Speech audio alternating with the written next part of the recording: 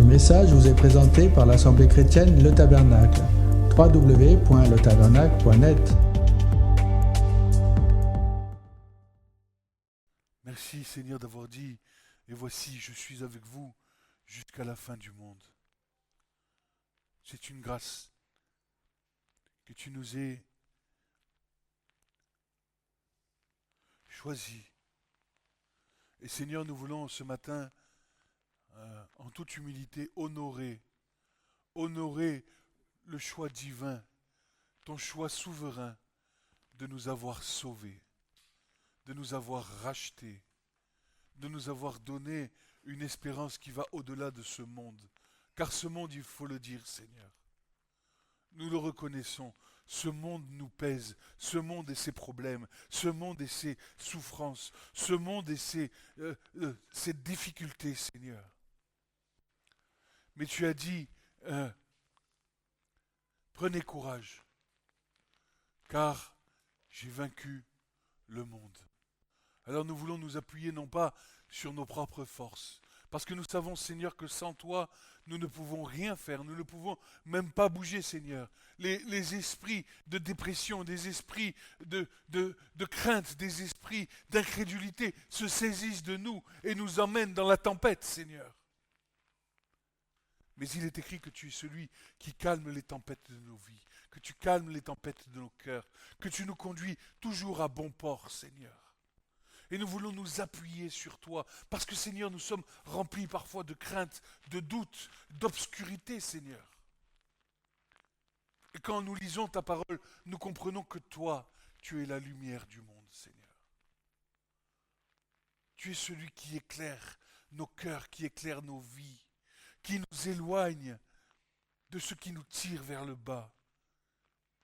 Parce que tu veux nous élever comme toi tu es élevé. L'Écriture déclare que nous sommes assis en toi, dans les lieux célestes, en Christ, à la droite du Père. Et que toute autorité, domination, principauté, tout esprit impur nous a été soumis au nom de Jésus. Que toute langueur, que toute souffrance a été prise par Jésus sur le bois. Et que désormais nous devons marcher, non pas en regardant nos pieds, en regardant ce monde, en regardant notre prochain comme ayant une paille dans l'œil, sans voir que nous avons des poutres dans nos yeux qui nous empêchent de voir clair pour ôter la poutre qu'il y a dans la paille qu'il y a dans l'œil de notre voisin. Seigneur, garde-nous d'être orgueilleux dans nos vies, Seigneur. Garde-nous d'être suffisants, car il n'est pas à l'homme de conduire ses pas, nous dit l'Écriture. Jérémie 10, 23 nous dit bien clairement que ce n'est pas à l'homme de conduire sa vie. Soit sa vie appartient au diable. Et Jésus dira ceci, vous avez pour père le diable. Si tu n'as pas Jésus, tu as pour père le diable. Et si tu dis avoir Jésus et que tu marches dans les ténèbres, alors l'Écriture déclare que tu es menteur.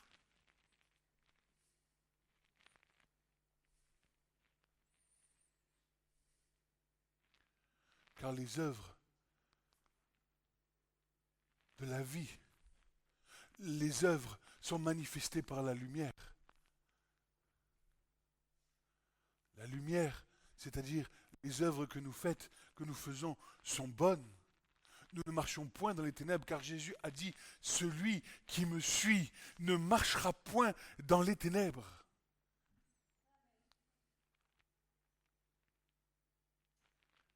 Alors nous devons nous poser les questions. Qui est notre Père ?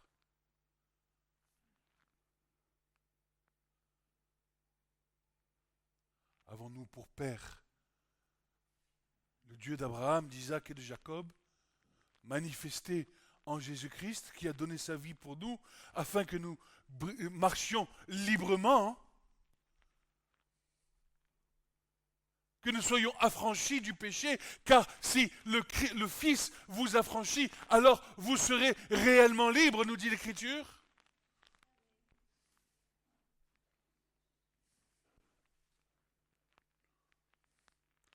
Ou avons-nous pour père le diable qui est un menteur dès le commencement? Sommes-nous dans des pensées de mensonges? Est-ce que nous assurons notre conscience? Ou est-ce que nous marchons dans la vérité?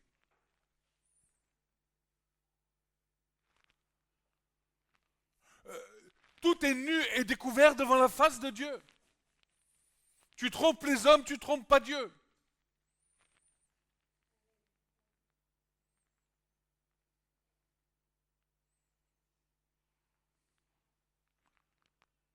Jésus a dit, lorsque je serai élevé après ma mort et ma résurrection, alors j'attirerai tous les hommes à moi. N'est-ce pas notre joie et notre espérance, notre salut et notre soutien, n'est-ce pas?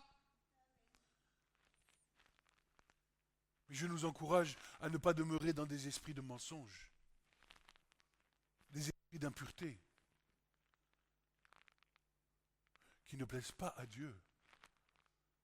Sinon, nous allons nous retrouver un jour comme Élie et Israël, où Dieu a suscité un prophète pour que ce prophète vienne rétablir la vérité. Soit c'est Dieu, soit c'est Baal.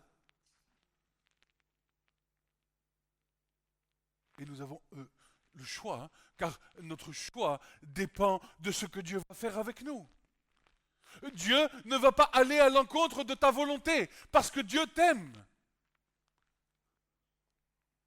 Parce que Dieu est ému d'un profond amour pour toi à cause du Fils unique qu'il a donné à la croix. Son Fils unique, afin que personne ne périsse, mais qu'il ait la vie éternelle. Alléluia. Alléluia. Oh, mais gloire à Dieu. Gloire à Dieu pour le don de son Fils.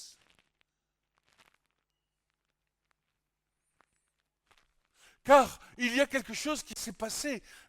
Nous, vous savez, nous les bien-pensants, là, les êtres humains, là, avec leur cerveau, là, leur conscience, là, tu sais, toute la connaissance, là, on a quelque chose de bien-pensant.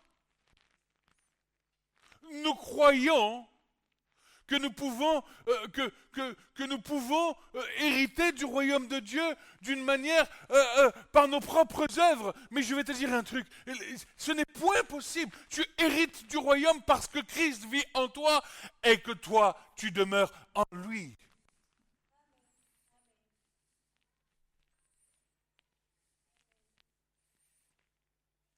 Il s'est passé quelque chose dans l'Éden. Le péché a séparé l'homme de Dieu et nous avons été séparés. Et toute l'œuvre de Dieu dans toute l'Écriture nous raconte quoi? Un Dieu qui pleure, qui pleure, qui pleure, qui pleure et qui pleure, qui veut nous ramener auprès de son cœur, là où nous étions, là où nous avons été créés, dans l'Éden, avec quoi? Retourner auprès de son cœur. Et tout notre chemin sur cette terre, c'est de nous rendre compte, de nous souvenir. L'Esprit de Dieu nous rappelle que ni la chair, ni le sang n'héritent du royaume. C'est que par l'Esprit, nous faisons mourir les œuvres de la chair, alors nous nous rendons propres au royaume qui nous attend. Mais si nous demeurons dans la chair, nous allons mourir.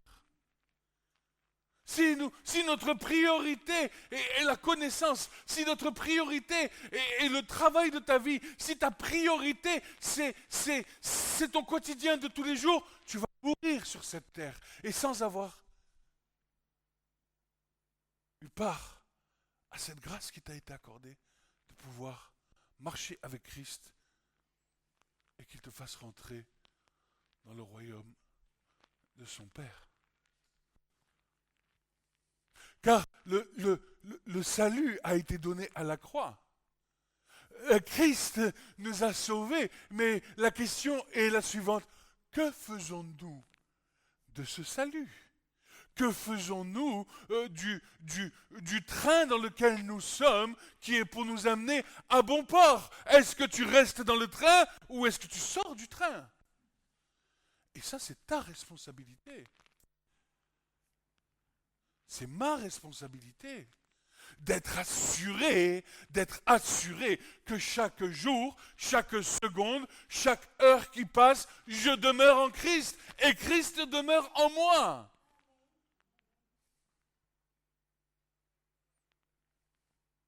Et oh, je sais, oh combien nous avons tendance à démarrer nos journées et nous sommes déjà hors de Christ. Hors de Christ. Tu n'es pas dans la volonté de Christ. Tu n'es pas dans la volonté du Père. Parce qu'en dehors de Christ, il n'y a point de volonté agréable au Père.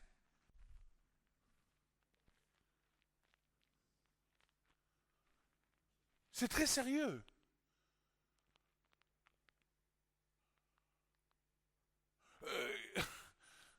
C'est très sérieux. C'est comme si nous foulions aux pieds l'œuvre souveraine de Dieu, de t'avoir choisi pour être élu. C'est comme si tu foulais aux pieds, que tu marchais sur l'œuvre de Christ à la croix.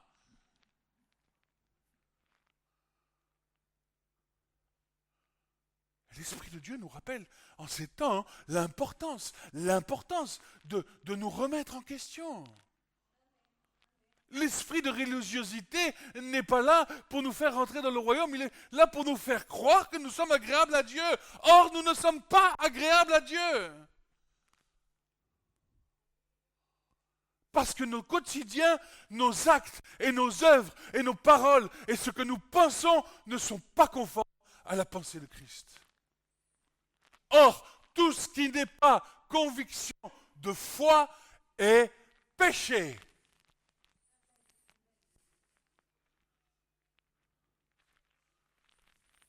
Et nous ne pouvons pas dire que Christ a oublié quoi que ce soit de nos vies. Écoute bien, Église, tu as besoin d'adhérer à l'œuvre de Christ, de prendre sa main.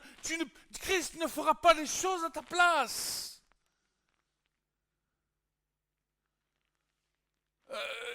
Nous devons prendre sa main et nous devons marcher avec lui. Que celui qui veut gagner sa vie la perdra et que celui qui la perdra à cause de l'amour de moi la gagnera.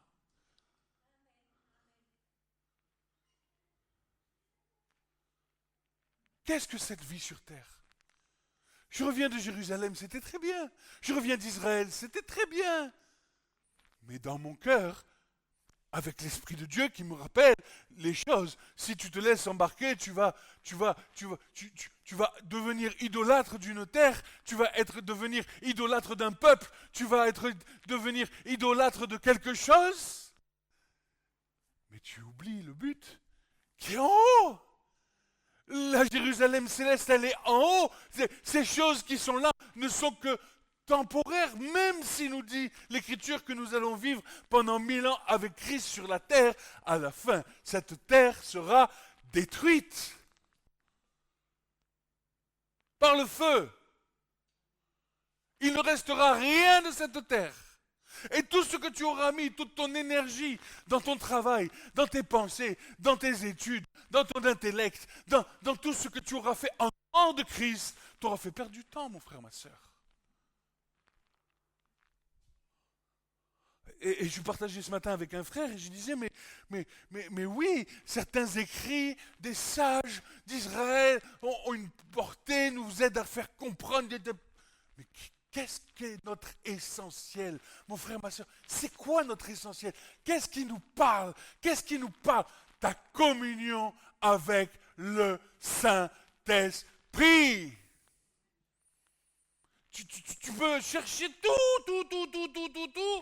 avoir rempli de connaissances comme ça, mais si tu n'as pas l'amour de Christ, tu es comme de l'airain qui résonne. Tu perds ton temps. Un jour, j'ai cette pensée de Christ qui m'est venue quand je rentrais dans la bibliothèque à la faculté de théologie de Montpellier. Je rentre dans cette bibliothèque et la dame, toute fière, qui me dit « Oh, nous avons la plus belle bibliothèque de France !» J'ai dit « Oui, madame, mais ça, c'est la pensée des hommes, c'est pas la pensée de l'esprit. » Du coup, elle a tiré une tête, elle a dit, qu'est-ce que c'est que cet homme encore qui déraisonne? Mais la foi n'est pas là pour être raisonnée. La foi est quelque chose qui te fait déraisonner. La foi est quelque chose qui attire ton cœur aux choses célestes. Pas terrestres, célestes. Je ne sais pas si je parle chinois peut-être. Alors, j'aimerais vraiment ce matin qu'on puisse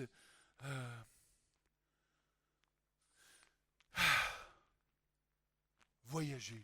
Vous aimez voyager? Mais je ne veux pas qu'on fasse un voyage sur Terre. Hein. Parce que le voyage sur Terre, vous savez, il va périr, il va se dépérir. Et puis il suffit que tu aies un accident d'avion et tu es mort. Hein.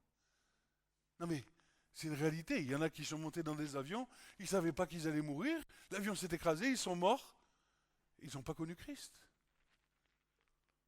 C'était beau, c'était bien tes vacances. Ah ouais, j'ai fait ceci, j'ai fait cela, je suis allé ceci, je suis allé cela. Je suis... Oui, ok. Mais si tu n'as pas Christ dans ta vie, toutes ces choses sont vaines. Alors je voudrais que nous puissions voyager ce matin, non pas dans ce monde qui passera, mais dans celui auquel chaque enfant de Dieu est appelé. J'aimerais que nous puissions disposer nos cœurs devant la face du Seigneur Jésus-Christ, sans raisonnement, sans crainte, sans doute, sans contestation d'esprit, sans orgueil, sans aucune prétention, mais que nous nous rendions disponibles à la voix du Saint-Esprit qui veut parler à nos cœurs. Est-ce que vous êtes prêts à ça? De déposer toutes les armes, de déposer tes pensées, tes raisonnements, tout ce qui t'empêche finalement d'avancer avec le Seigneur. Oh mon linge, j'ai pas plié mon linge, j'ai pas sorti le linge juste. Tout ça, tu déposes. Et tu te laisses conduire maintenant parce que ce que l'Esprit Saint veut nous communiquer est bien plus glorieux que ton linge sale qui traîne dans la machine à laver. Non, sérieux. Ou du gâteau que tu as oublié dans le four. C'est pas un problème, ça. Le véritable problème, c'est où allons-nous lorsque nous fermons les yeux sur cette terre? Ça, c'est le problème. Le véritable problème est l'essentiel de notre foi. Je vous rappelle que si nous sommes ici présents ce matin, c'est un choix souverain de Dieu, afin qu'il puisse manifester sa puissance dans chacune de nos vies, manifester son royaume, manifester ce qu'il est venu lui-même manifester. Christ est venu prêcher quoi? Repentez-vous, car le royaume des cieux s'est approché. Et il nous dit quoi? Le royaume des cieux, il est au milieu de vous. Et je crois que si l'Église est faible aujourd'hui, c'est parce qu'elle a perdu la vision du royaume. La vision du royaume de Dieu. Quelle est cette vision? Pourquoi beaucoup d'entre nous n'arrivons pas à comprendre à quoi nous sommes appelés? Pourquoi je ne sais pas qu'est-ce que je vais faire pour servir Dieu? Je vais te dire, ta place, là où tu vas la trouver, c'est là-haut. Dans la Jérusalem céleste. C'est là que Dieu va te parler et va te montrer où c'est que le Seigneur veut te placer. Là où tu vas être utile pour son corps sur la terre. Parce que quand tu arrives en haut, alors tu vas rencontrer des gens qui sont déjà en haut et qui vont parler de la part de Dieu en te disant, mais voilà mon frère, ma soeur, je crois que là, c'est là, parce que j'ai reçu de Dieu pour toi ce que le Seigneur va faire avec toi. Mais ce n'est pas sur la terre. C'est pas en désirant faire des choses pour Dieu, de ça et de là, que tu vas pouvoir servir Dieu parce que tu vas être dans ta propre volonté et pas dans la volonté du Seigneur qui, lui, a déjà tout prévu d'avance pour nous, avant même que nous soyons dans le sein de notre mère, dit l'Écriture, je t'avais établi prophète pour les nations. Chapitre 1 du livre de Jérémie. Ce que je voudrais vous communiquer, c'est que les choses spirituelles se communiquent par l'esprit. C'est pas par la chair. Tu ne peux pas fabriquer du spirituel par la chair. C'est l'Esprit de Dieu qui parle et qui nous bâtit et qui nous construit. Ces choses étant dites,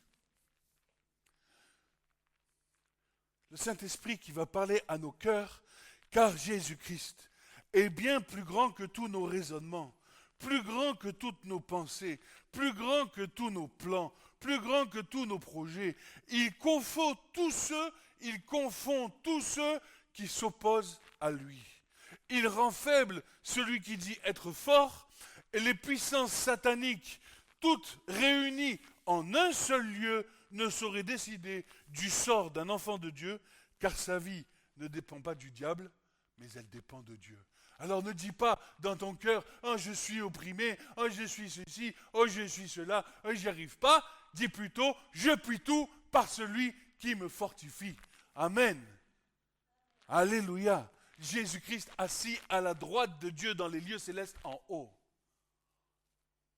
Or, la volonté de Christ, de ceux qu'il a prédestinés. Prédestinés, c'est le choix souverain de Dieu sur nos vies, que nous ayons pu répondre, parce que nous avons répondu à l'appel favorablement. La prédestination est là, et il a appelé, ceux qu'il a prédestinés, il les a appelés, et ceux qu'il a appelés, il les a justifiés, et ceux qu'il les a justifiés, il les a aussi glorifiés. Il est temps, ça fait longtemps qu'il est temps, mais je dis aujourd'hui, il est temps que l'Église du Seigneur comprenne ce que signifie être glorifié. Ce qu'il a glorifié, c'est ce que Jésus dit dans sa prédication. Quand Jésus va en Jean 17, il va dire « Père, je leur ai donné la gloire que tu m'as donnée. » C'est-à-dire que Jésus-Christ nous a donné sa gloire. La puissance de la résurrection, écoute bien Église, vit en toi et vit en moi. Et parce que le diable avait lié... Puisque le diable avait lié les âmes à cause de la mort qui régna, Christ et la puissance de la résurrection qui vit en nous, nous a déliés du pouvoir de la mort et de Satan qui régnait sur cette terre par maintenant le péché. Et nous le savons. Romains 8, 30 nous dit clairement, « Et ceux qu'il a prédestinés, il les a appelés, ceux qu'il a appelés, il les a justifiés. Nous sommes justes à cause de l'Esprit de Dieu qui vit en nous. Nous sommes justes parce que Christ a fait l'œuvre pour nous.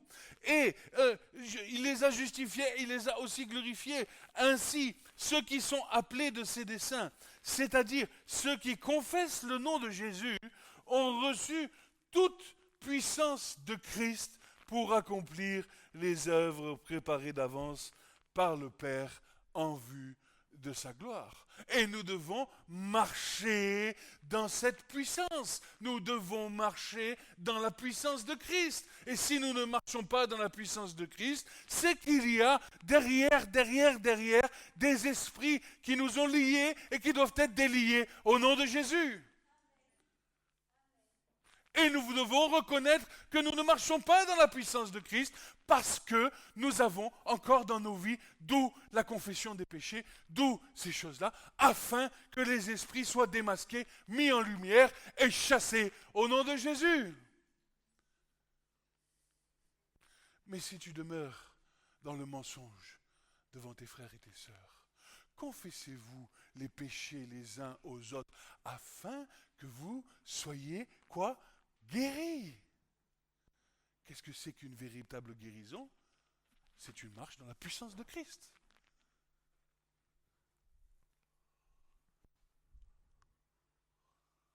Tu ne peux pas dire que la gloire de Christ vit en toi si tu continues de marcher dans les ténèbres, dans le mensonge, dans les catiminies, dans les petites choses qui se font dans les ténèbres, là où tu crois que personne te voit, que les anges te regardent, que Dieu te regarde, que les esprits méchants, mauvais et impurs te regardent, et eux se réjouissent de ce que tu es en train de pratiquer dans les ténèbres, pendant que les anges se cachent leur face, et Christ pleure.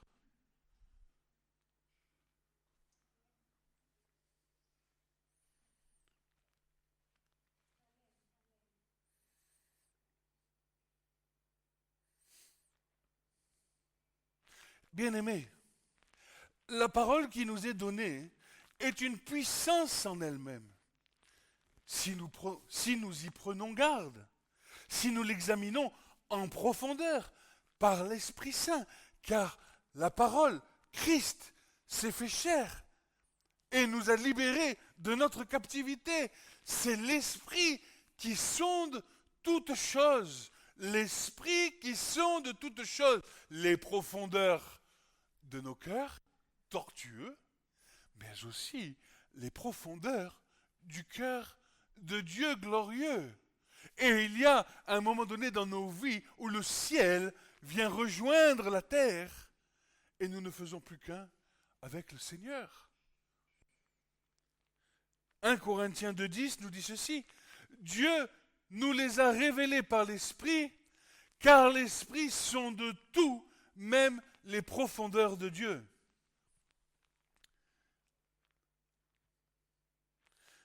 Pour que nous puissions avoir part à la révélation de l'Esprit, pour chacune de nos vies, nous avons besoin d'intimité avec le Seigneur, afin que l'Esprit lui-même puisse nous conduire dans la révélation prophétique des choses établies d'avance pour nous qui sommes à lui. Écoute, quand tu viens au Seigneur et que l'Esprit de Dieu te parle, tu rentres dans la pensée de Dieu, la pensée prophétique pour ta vie. D'ailleurs, le titre de ce message, c'est « Prends possession de ton héritage ».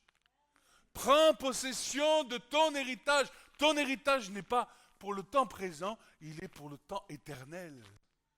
Tu hérites en partie pour le temps présent, mais l'accomplissement de cet héritage sera lorsque nous serons tous auprès de Dieu, Dieu voulant.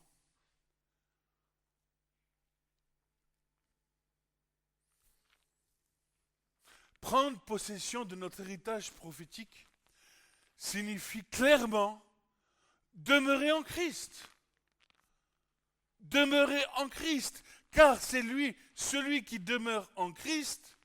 Écoute bien, celui qui demeure en Christ demeure en Dieu. Et Dieu rend témoignage aux œuvres qui sont faites dans le nom de son Fils Jésus-Christ. Jean 15 nous dit ceci.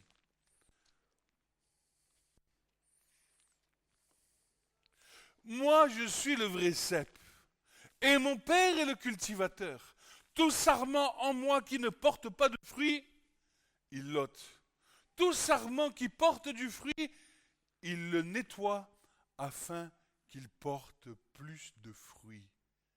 Vous êtes déjà nets à cause de la parole que je vous ai dite.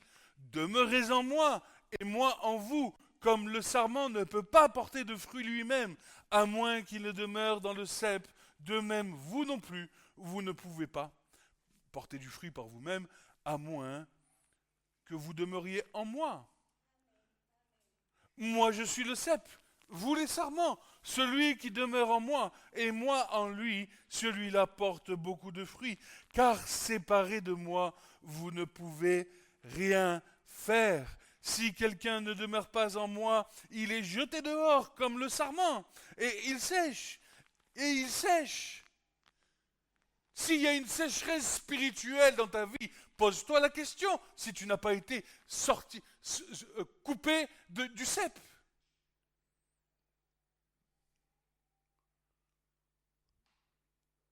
Si quelqu'un ne demeure pas en moi, il est jeté dehors comme un sarment et il sèche. Et on les amasse et on les met au feu et ils brûlent. Si vous demeurez en moi et que mes paroles demeurent en vous, vous demanderez ce que vous voudrez et il vous sera fait. Alléluia. Simple. Tu veux que Dieu réponde à tes prières? Demeure en Christ. Simple. S'il ne répond pas à tes prières, ou si le temps des prières met du temps, c'est peut-être que c'est la volonté de Dieu que ça mette du temps, mais peut-être aussi c'est que tu n'es pas réellement ancré en Christ.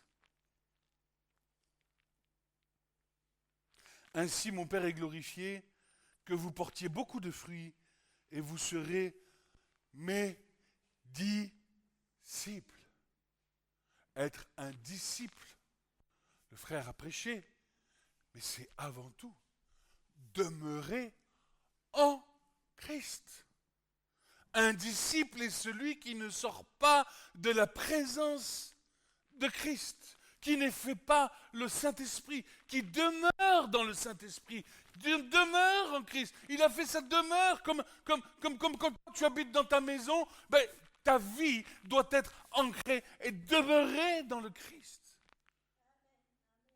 Et notre combat au quotidien, c'est de faire attention, de ne pas être mis dehors de Christ par nos pensées, par nos actes, par nos paroles, par nos façons d'être, nos comportements, aussi humains qu'ils soient. Christ ne nous appelle pas à vivre par la chair, il nous appelle à vivre par l'esprit. Et nos vies entières doivent être conduites, non pas par la chair, par nos réactions humaines, mais par l'Esprit de Dieu. Et seulement comme ça, nous pourrons demeurer en lui. Car le Père m'a aimé, et moi aussi je vous ai aimé. Demeurez, et voilà, demeurez dans mon amour, dit Christ. Demeure dans l'amour de Jésus.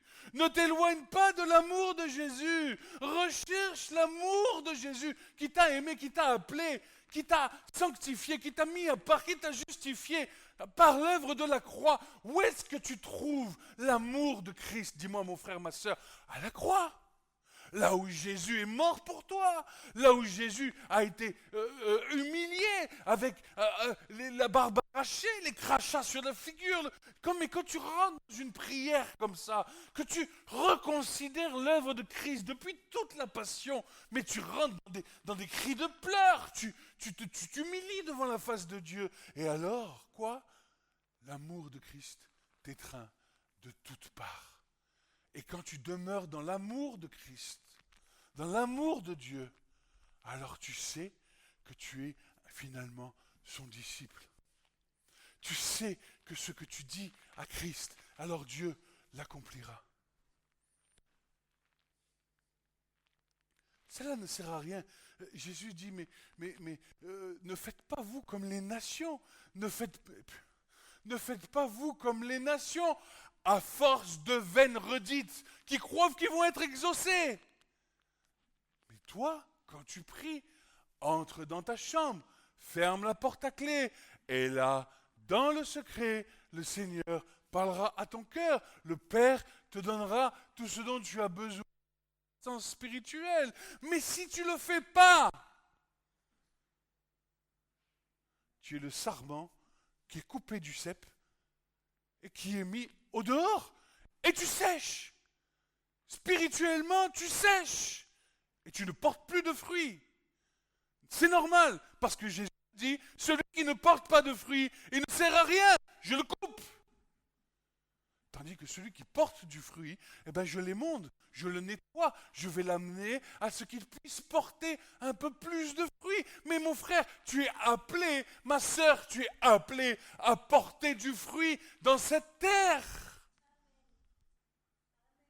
Afin que le royaume de Dieu soit vu aux yeux de tous. Ne crois pas que le royaume de Dieu va être manifesté en puissance si tu es coupé du sec. Cela n'existe pas dans l'Écriture, ça. Ce qui existe, ce sont des hommes, des femmes qui demeurent dans Christ. Et parce qu'ils demeurent en Christ, alors le Père les exauce.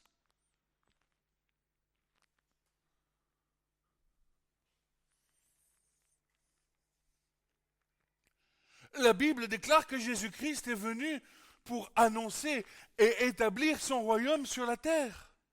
Son royaume n'est qu'une partie de ce qu'il sera lors de son avènement, et chaque enfant de Dieu doit prendre possession de l'héritage qu'il a acquis, que Christ a acquis pour lui.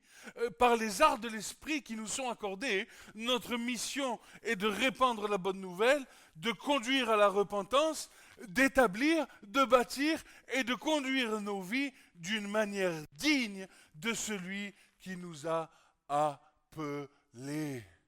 Une manière digne. Qu'est-ce que la manière digne? Tu aimeras ton cœur, ton Dieu, de tout ton cœur, de toute ta force, de toute ta pensée et tu aimeras ton prochain comme toi-même. Et celui qui a compris ça, il accomplit toute la loi. Toute la loi est accomplie en un seul commandement. Tu aimeras ton prochain comme toi-même. Ça veut dire quoi aimer son prochain comme soi-même?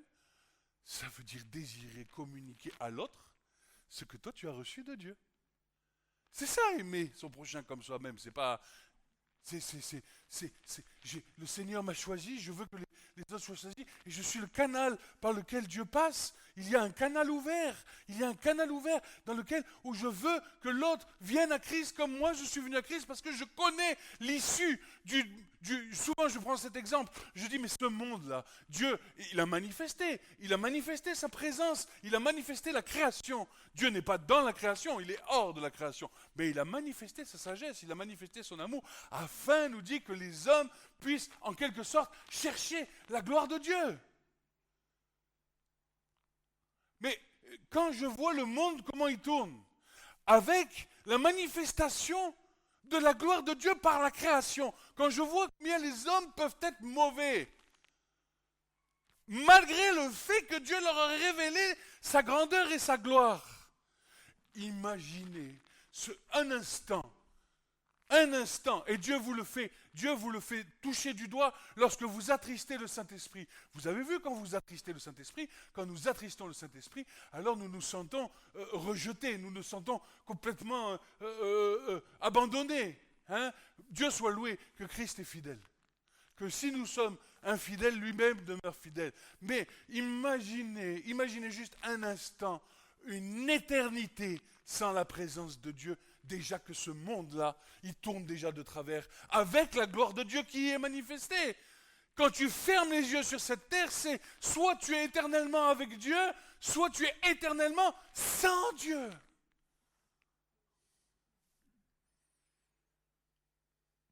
Et Dieu, dans sa grâce, nous fait goûter à l'attristement du Saint-Esprit, le Saint-Esprit qui se retire de nous pour un temps, parce que Dieu est bon, pour un temps, et combien nous sommes perdus sans le Saint-Esprit. C'est pour ça que notre travail est vraiment de garder cette communion avec le Saint-Esprit, n'est-ce pas?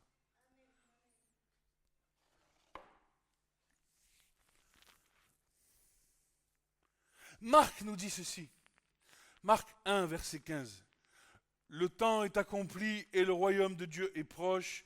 Repentez-vous et croyez à la bonne nouvelle. La bonne nouvelle, c'est quoi? L'annonce du royaume.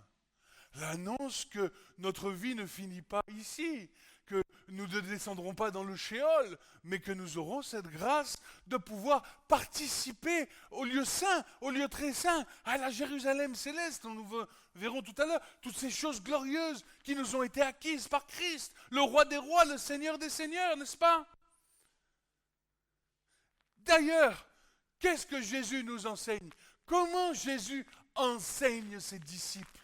Comment Jésus enseigne ses disciples à prier? Les 12 là, qui étaient là, que Jésus a choisis de la même manière que vous, que moi. Comment? C'est le choix souverain de Dieu. Christ a prié. La plus belle intercession que Christ ait fait, c'est quand il a offert sa vie sur la croix et qu'il est remonté auprès du Père et il a envoyé l'Esprit. De la même manière, c'est pareil. Si vous regardez l'Écriture, c'est pareil. Jésus monte sur une montagne et choisit ses disciples. C'est la même manière que de la même manière il nous a choisis. Et comment il nous enseigne à prier? Eh bien ici, il dit ceci. Notre Père qui est dans les cieux, que ton nom soit sanctifié, soit mis à part, que ton règne vienne, que ta volonté soit faite sur la terre comme elle est faite dans le ciel. Donne-nous aujourd'hui notre pain quotidien. Remets-nous nos dettes comme nous remettons à ceux qui nous ont, à nos débiteurs, et ne nous induis pas en tentation, mais délivre-nous du mal. Amen. Pour cela, nous devons marcher d'une manière humble, sans a priori, que nos vies soient mises au clair,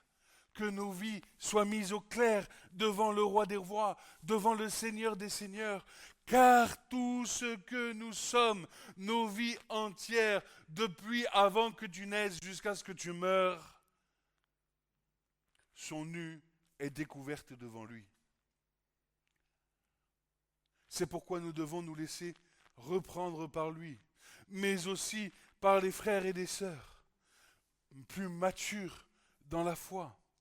Des gens qui ont déjà marché, qui ont déjà cette connaissance, qui sont arrivés à un stade où ils sont en Christ et qui sont capables de discerner le petit chemin dans lequel qu'on emprunte qui n'est pas le bon.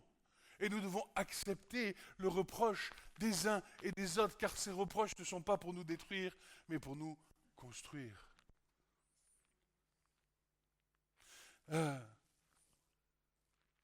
Nous laisser reprendre par le Saint-Esprit, mais bien souvent, vous savez, le Saint-Esprit ne suffit pas. On est tellement dur que le Saint-Esprit nous parle. Hein. Ah, il parle. Hein. Ah, il nous reprend. On est repris. Hein. Mais on n'écoute pas. C'est pour ça que Dieu envoie des prophètes. Pour ramener le cœur du peuple au cœur de Dieu. Sinon, parce que le Saint-Esprit ne suffit pas, parce que nos cœurs sont tellement endurcis que la conscience rend témoignage à notre conscience que finalement, je peux bien quand même faire ça, et on s'enterre dans une marche, et c'est là que, parce que aime son peuple, envoie un prophète qui va venir trancher et montrer que ce que nous faisons n'est pas juste, pour nous ramener à la repentance, pour que nous puissions à nouveau avoir une communion avec le Saint-Esprit. Quand des fois même, nous simulons notre communion avec le Saint-Esprit. Nous croyons que nous avons communion avec le Saint-Esprit parce que, je vais vous dire quelque chose, le Saint-Esprit ne parle qu'au travers de l'Écriture, et parce que nous ne lisons pas l'Écriture, nous croyons que le Saint-Esprit nous parle. Or, c'est faux. Ce n'est pas le Saint-Esprit qui parle. Puisque le Saint-Esprit ne parlera pas de lui-même, mais vous rappellera toutes les choses que Jésus nous a dit. N'est-ce pas? Alléluia. Pour cela, donc nous devons marcher on l'a vu, nous devons apprendre à nous laisser enseigner, corriger, et que nous soyons malléables par le Saint-Esprit.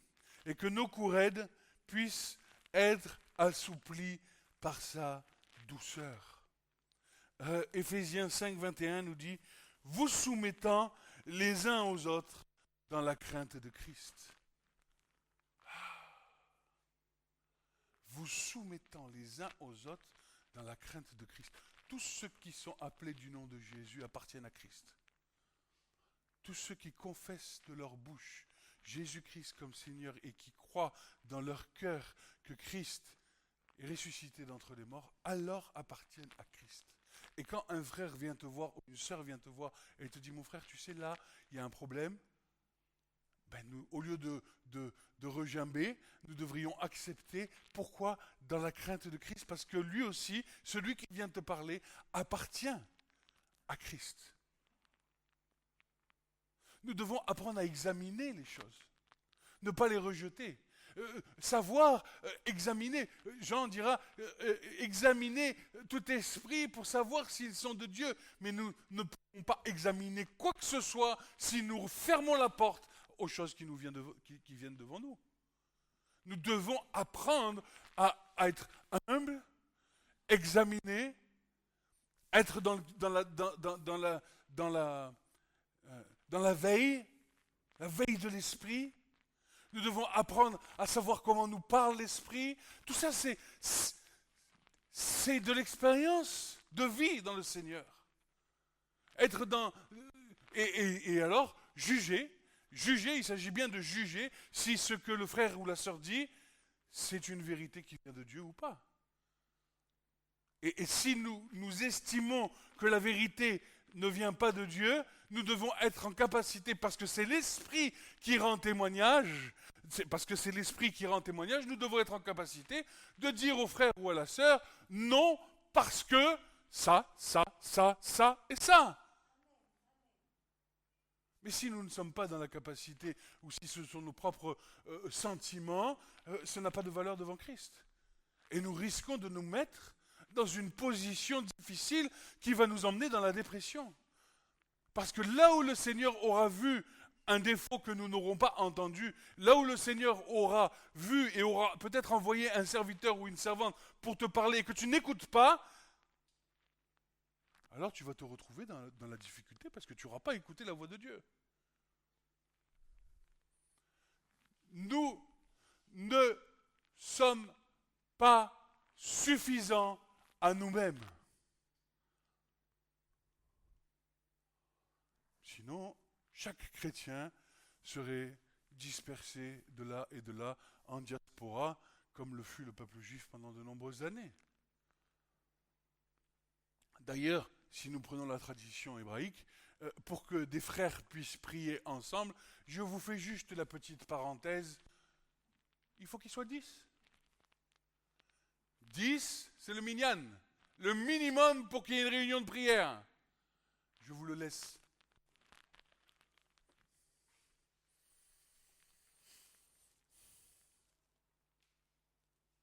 Le fondement de notre héritage, la pierre angulaire, c'est Christ et rien d'autre. Christ et rien d'autre. Nous devons, autant que cela peut se dire aujourd'hui, nous devons, autant que nous puissions dire aujourd'hui, autrement dit, autant que tu vis, nous exercer à ce que Pierre nous enseigne, que j'ai lu déjà il y a 3 semaines, ou je ne sais plus combien de temps, mais que je rappelle et que je rabâche, pour que nous ne laissions pas les choses passer et que nous les mettions en pratique, pas seulement les entendre. Deuxième épître de Pierre, chapitre 1, versets 3 à 11.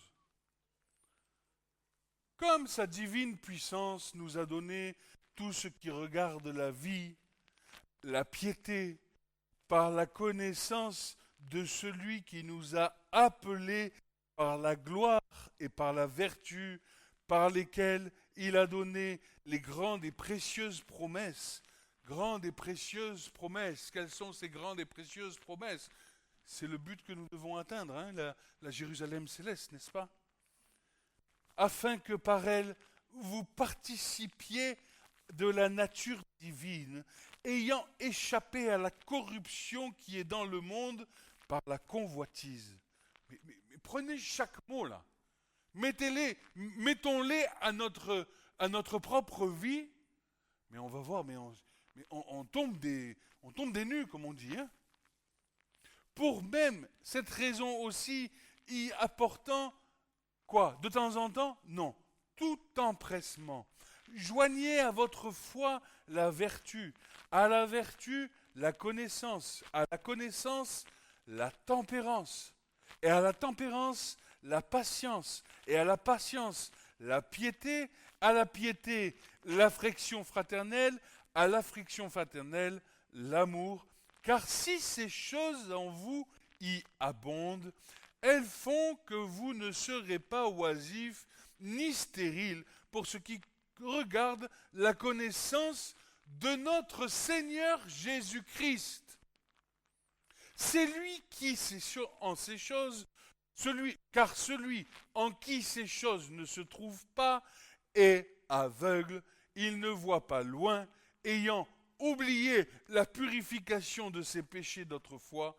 C'est pourquoi, frères, étudiez-vous d'autant plus, affermir votre vocation et votre élection, car en faisant ces choses, vous ne faillirez jamais.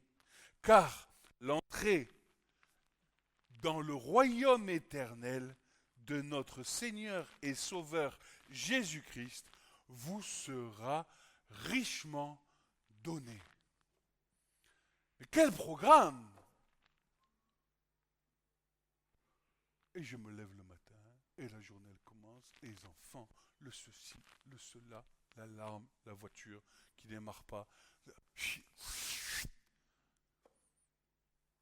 le client qui ne paye pas, le machin, le truc, et le laboratoire, le tracto, et puis voilà quoi.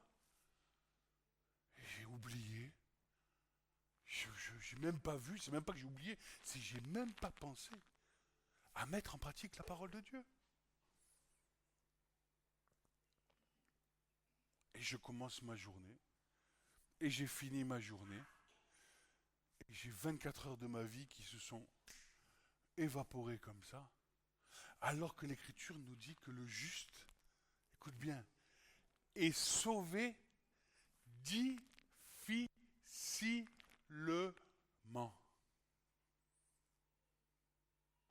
Parce que notre vie de péché nous empêche de rentrer dans le royaume.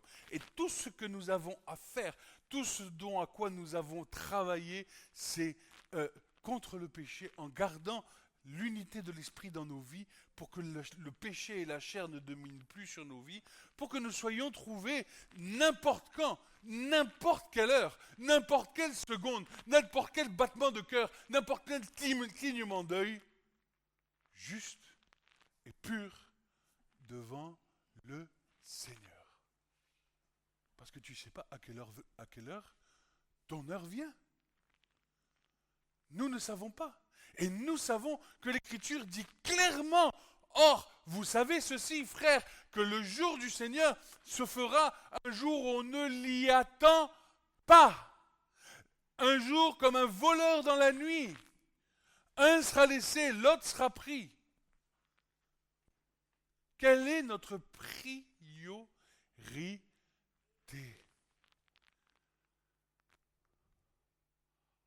Je vous l'annonce, pour la mienne, et c'est ma part, c'est mon choix, c'est ce que je veux, c'est ce que j'ai pu comprendre par la grâce de Dieu. Je désire lui être agréable. Et je crois qu'ici, nous avons tous le désir de lui être agréable. Il manque peut-être une chose, c'est que nous mettions en pratique ses commandements. Que nous soyons vrais et que nous puissions être, dans la reconnaissance que nous avons besoin les uns des autres pour nous aider à grandir et à atteindre le but promis. Il ne me reste pas beaucoup de temps. Jésus enseigne, Jésus continue, enseigne, recherchez premièrement, Matthieu 6, 33, premièrement le royaume de Dieu et sa justice, et toutes choses vous seront données par-dessus. Premièrement, le royaume de Dieu et sa justice.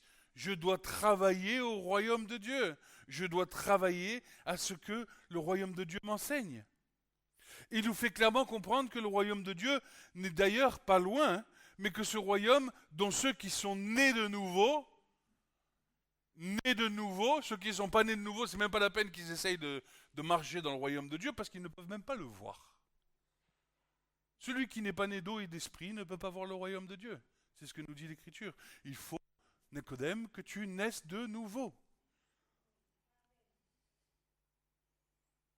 Et lutter contre ça, c'est lutter contre... On revient au choix souverain de Dieu. C'est-à-dire que nous devons nous assurer que comment nous savons que nous sommes nés de nouveau dès lors que nous commençons à manifester le fruit du royaume. Simple. Pas besoin de se poser la question. Car voici le royaume de Dieu est au milieu de vous, Luc 17, 21. Il est clair que ce royaume ne peut pas être visible et accessible ne peut être visible et accessible que par ceux qui sont nés de nouveau. La nouvelle naissance, on pourra faire un autre sujet dessus, mais vient quand une âme n'est pas encore née de nouveau et qu'elle vient au milieu d'une assemblée, toute la puissance de la prédication est là pour amener l'âme à la repentance et justement à cette nouvelle naissance. Car nous croyons que si une âme vient au milieu de nous, c'est que Dieu l'a envoyée, n'est-ce pas? Donc le premier sujet, c'est de conduire à la repentance. La personne accepte ou n'accepte pas. Là encore, il y a un choix souverain de la personne. Nous devons accepter ou pas. Les apôtres prêchaient le royaume de Dieu établi sur la terre, afin que le plus grand nombre puisse y participer. Je vous donne des références et je vous encourage à les noter. Vous pouvez venir me voir à la fin du culte. Actes 1, 3, 8, 12, 14, 22, 19, 8, 28, 23 et 28, 31. Tous prêchaient le royaume de Dieu. Prêchez pas autre chose que la bonne nouvelle du royaume de Dieu. Nous devons prêcher la bonne nouvelle du royaume de Dieu. Nous devons marcher dans la bonne nouvelle du royaume de Dieu.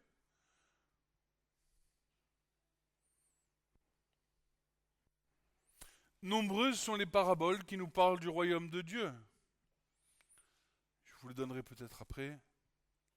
Nous avons la parabole de l'ivraie, la parabole du grain de sénévé, la parabole du levain, la parabole du trésor caché, la parabole de Grand Prix, la parabole d'une perle de Grand Prix, pardon, et la parabole du filet dans la mer. Et nombreuses, Jésus est venu prêcher le royaume. J'ai bientôt fini. Ces œuvres, aussi merveilleuses soient-elles, nous parlent d'une gloire plus excellente que tout ce qui se trouve sur la terre. Toutes ces paraboles nous parlent d'une gloire plus excellente de ce qui peut se trouver sur cette terre. Jésus-Christ a reçu toute autorité pour régner, et chaque enfant de Dieu est né de nouveau, entre dans le plan prophétique pour sa vie. Il devient citoyen et concitoyen des gens de la maison de Dieu. Désormais, il règne avec Christ dès à présent et pour l'éternité. Une gloire. Parce que Christ nous a donné sa gloire, nous régnons avec lui. Et quand la gloire de Christ vit en toi, alors les esprits qui t'animaient avant ne sont plus. Et donc tu peux communiquer cette gloire aux uns et aux autres. Parce que l'Esprit de Dieu a pris le dessus sur tout ce qui était en toi, et désormais le nouvel homme est en Christ. Ainsi, vous qui n'êtes plus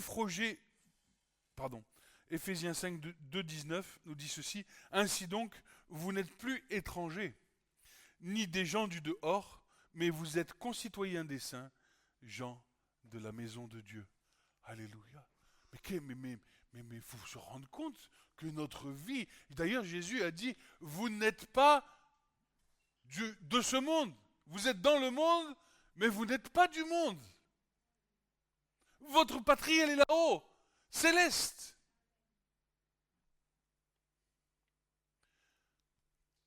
Par conséquent, ne nous laissons pas détourner par de vieilles fables, par de vieilles discussions stériles, mais laissons-nous conduire par Christ, qui est la porte de notre héritage. Jean 10, 9 nous dit ceci, Jean 10, verset 9 nous dit ceci, « Je suis la porte, si quelqu'un entre par moi, il sera sauvé. » Sauvé de quoi? De la destruction de cette terre. Celui qui demeure en Christ sera sauvé, puisqu'il fait partie du royaume éternel. Mais celui qui demeure sur la terre est charnel, il sera détruit avec cette terre. C'est simple. Et pourtant, Jésus dit, il entrera, il sortira, et cet homme-là trouvera des pâturages. Car le royaume de Dieu, ce n'est pas le manger ni le boire, mais la justice, la paix et la joie par le Saint-Esprit. Le royaume de Dieu est en réalité le plus bel héritage que nos pères ont espéré, mais n'ont pas connu. Car ni la chair, ni ses œuvres, ni le sang n'hériteront du royaume. 1 Corinthiens 15, 50 nous dit clairement, la chair et le sang ne peuvent hériter du royaume de Dieu. 1 Corinthiens 6, 9, 10 nous dit que l'impudicité, etc. Enfin, vous pouvez les voir parce que je n'ai pas le verset sous les yeux. Paul insiste sur le fait que le royaume est bien présent aujourd'hui et pour l'éternité. Colossiens 1, verset 13 nous dit « Il nous a délivrés de la puissance des ténèbres et nous a transportés dans le royaume du Fils de son amour. » Ce qui veut dire que nous sommes héritiers et co-héritiers avec Christ, que rien ne pourra s'opposer à nos vies, si du moins, nous demeurons fermes dans la foi. Les anciens ont espéré Hébreux 11, versets 13 à 16 que je vais lire. J'essaie de me dépêcher, mais je sais que c'est un peu long. Hébreux 11, très important, versets 13 à 16, en parlant de nos pères qui étaient dans la foi. Tous ceux-ci sont morts dans la foi, n'ayant pas reçu les choses promises, les ayant vus de loin et salués, ayant confessé qu'ils étaient étrangers et forains sur cette terre. Car ceux qui disent de telles choses montrent clairement qu'ils recherchent une patrie. Et en effet, s'ils fussent souvenus de celle d'où ils sont sortis, ils auraient eu du temps pour y retourner. Mais maintenant, ils en désirent une meilleure, c'est-à-dire une céleste. C'est pourquoi Dieu n'a point honte d'eux, à savoir d'être appelé leur Dieu, car il leur a préparé une cité. Alléluia! Et tu es héritier avec Christ de la sainte cité en haut qui t'a été préparée, celle dont il est écrit que les fondements sont les apôtres et les fondements sont les apôtres et que sur le nom sont marquées les 12 tribus d'Israël sur les 12 portes. Oui, Christ a fait de nous une sacrificature royale, 1 Pierre 2, 9, et il a fait de nous des sacrificateurs pour Dieu, son Père, Apocalypse 1, versets 3 à 6. Et je vais terminer par là. Et je vous lirai après le chant, après la louange, le passage d'Apocalypse 21, 22, qui nous donne une telle joie. Mais quand vous lisez ça, vous dites, mais c'est succulent. Il n'y a pas de meilleure chose. Je veux dire, même tout ce que je sais, tout ce que je suis, c'est de la boue, comme dit Paul, c'est de la boue. Je préfère les choses qui sont en haut. Et je finis par là. Bien-aimé, voici mon enseignement de ce jour. Si tu as hérité du royaume de Dieu par la foi, alors sache que c'est dans le secret de ton intimité avec lui que tu trouveras ta place dans le corps de Christ, qui ne cesse de s'agrandir de jour à jour. Ne dis pas en ton cœur, qui montera, qui descendra, mais confesse plutôt que Christ est Seigneur, alors tu verras et tu reconnaîtras ce que tu es, parce que tu l'es par la grâce de Dieu et que cela nous suffit. Ainsi, bien-aimés, ne soyons pas comme ceux qui ont une haute opinion d'eux-mêmes, mais soyons humbles, sachant qu'il y a toujours de l'abondance dans le royaume de Dieu pour ceux qui s'en approchent et que nous ne manquerons de rien. Christ me suffit, ma foi me suffit, je n'ai pas besoin de plus que ce que je voudrais avoir. Là, je me rappelle du frère qui disait ceci, la grenouille qui voulait devenir plus gros que le bœuf. Que chacun prenne conscience que tout est possible à celui qui croit et que chacun marche avec assurance comme Jésus-Christ a marché. Amen. Ce message vous a été présenté par l'Assemblée chrétienne Le Tabernacle. www.letabernacle.net